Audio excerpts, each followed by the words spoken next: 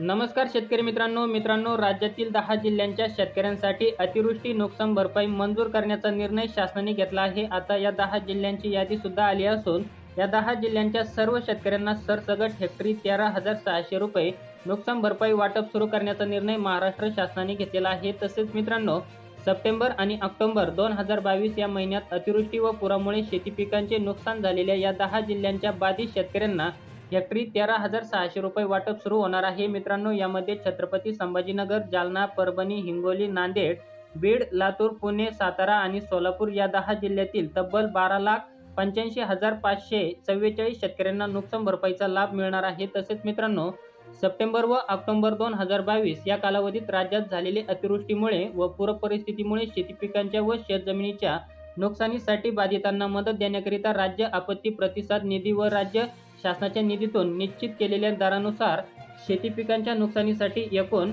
1,284,74,66,000 इतका निधी विभागीय आयुक्त पुणे व छत्रपती संभाजीनगर यांच्या मार्फत वितरित करण्यास शासनाची मंजुरी देण्यात आली आहे। तर मित्रांनो, आपल्याला हा छोटासा व्हिडिओ आवडला असेल तर चॅनलला लाईक, शेअर, सबस्क्राईब नक्की करा। आपण असेच नवनवीन अपडेट हे घेऊन येत असतो।